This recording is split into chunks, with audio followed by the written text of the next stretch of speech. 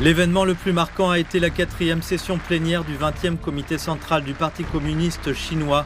Au cours de cette réunion, la Chine a adopté des recommandations pour l'élaboration de son 15e plan quinquennal qui définit un programme complet pour le développement économique et social du pays au cours des 5 prochaines années. La Chine a aussi tenu une grande cérémonie pour le 80e anniversaire de la victoire dans la guerre de résistance du peuple chinois contre l'agression japonaise et la guerre mondiale antifasciste.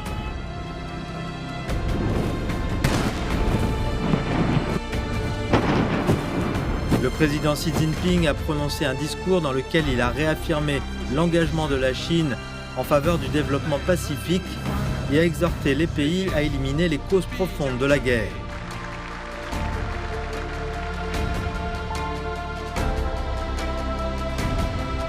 Tout au long de l'année, le Parti communiste chinois a mené une campagne d'éducation complète pour renforcer la mise en application de la décision en 8 points de la direction du parti concernant l'amélioration des comportements, une campagne qui vise à lutter contre les problèmes chroniques de bureaucratie et de corruption. La Chine a également atteint avec succès ses principaux objectifs de développement économique et social pour l'année, marquant ainsi l'achèvement réussi du 14e plan quinquennal. Du sommet de l'OCS à Tianjin au sommet des dirigeants mondiaux sur les femmes à Beijing, la Chine a accueilli de nombreux événements diplomatiques majeurs en 2025.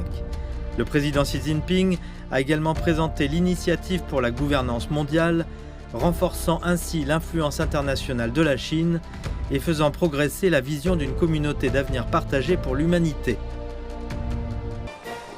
La Chine a également organisé de grandes célébrations pour marquer le 60e anniversaire de la fondation de la région autonome du Xizang et le 70e anniversaire de la fondation de la région autonome ouïghour du Xinjiang, auquel le président Xi Jinping a assisté à la tête d'une délégation.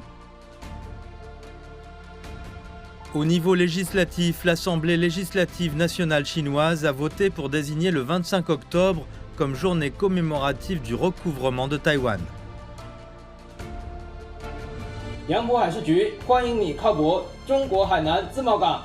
Dans le cadre de la poursuite de la réforme et de l'ouverture, le port franc de Hainan a lancé à la mi-décembre des opérations douanières spéciales à l'échelle de l'île. La Chine a également réalisé des progrès constants en matière d'autonomie technologique. La mission Tianwen-2 s'est lancée dans son voyage d'exploration de l'espace lointain. Shenzhou 22 a mené à bien une mission d'urgence et le porte-avions Fujian a été officiellement mis en service.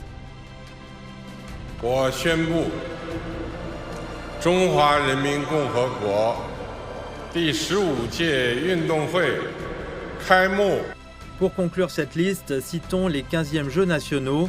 Cet événement a été organisé conjointement pour la première fois par le Guangdong, Hong Kong et Macao. Il a marqué une étape importante dans le développement de la région de la Grande Baie, Guangdong, Hong Kong, Macao.